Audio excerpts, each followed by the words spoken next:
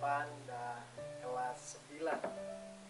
Sebelum kita memasuki pembelajaran online yang akan kita langsungkan minggu depan, maka pada saat ini kita bersama-sama untuk merenungkan firman Tuhan. Tentu kalau tahu Pak Freddy, ya jelas kita akan berbicara tentang pendidikan agama Kristen. Nah, persekutuan siswa Kristen meskipun dalam keadaan ataupun suasana online, kita tetap melaksanakan yang namanya persekutuan siswa Kristen. Lalu gimana Pak? Kami ada di rumah, tidak masalah.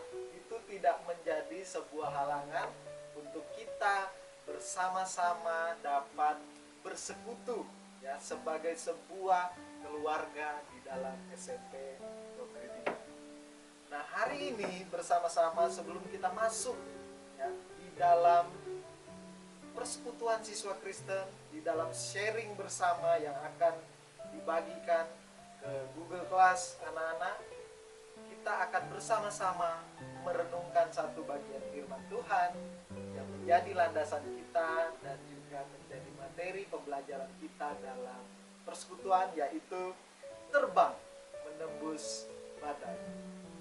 Anak-anak tahu bahwa situasi sekarang mirip badai yang sangat besar yang harus kita tembus, yang harus kita lewati dengan kekuatan daripada Tuhan. Ayat yang kita renungkan itu terdapat di dalam Yesaya pasal 40 ayat 30 sampai 31.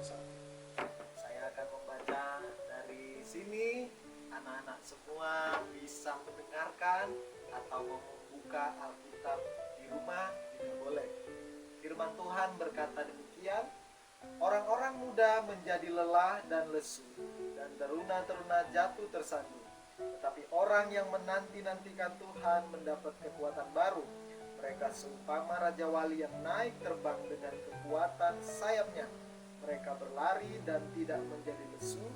Mereka berjalan dan tidak menjadi lelah. Anak-anakku, ya, badai tentu tidak dapat dielakkan ketika kita masih hidup di dunia ini. Badai itu selalu datang. Mirip di dalam keadaan kita pada masa ini ya. Pandemi COVID-19 merupakan badai yang besar, seluruh dunia merasakan, dan kita pun yang di sekolah merasakan dampak yang luar biasa sehingga kita tidak dapat bertemu dan kita mengalami kondisi yang berbeda dari kehidupan yang seharusnya sebagai manusia normal ya. Karena dikatakan kita masuk dalam situasi new normal, sesuatu yang baru dan berbeda dengan keadaan kita ya. Tetapi kita harus melihat situasi ini, melihat keadaan ini sebagai sesuatu di mana kita dapat semakin hari semakin lebih dekat dengan Tuhan. Karena ada banyak waktu kita di rumah, ada banyak waktu kita senggang, dan waktu-waktu tersebut bukanlah kita gunakan untuk melakukan hal-hal yang negatif, tapi layaknya sebagai seorang Raja Wali, ketika ada badai dia tidak turun ke bawah tapi dia terbang tinggi. Ketika ada keadaan sekarang yang membuat kita memilih untuk mungkin ya sudahlah malas belajar ya sudahlah nggak usah lagi konsentrasi sekolah, ya sudahlah saya main game aja. Jangan. Kondisi sekarang, keadaan sekarang yang mirip badai besar itu harusnya membuat kita semua semakin kuat dan semakin semangat meskipun berjauhan, tetapi semangat sekolah, semangat belajar itu nggak boleh padam. Katakan amin. Ya, meskipun saya nggak dengar, tapi saya tahu semua pasti mengaminkan apa yang firman Tuhan katakan.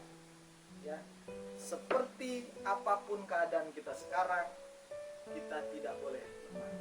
Ya, karena kita adalah anak-anak Tuhan, kita adalah anak-anak terang, sudah diberikan kekuatan dan penyertaan dari Tuhan.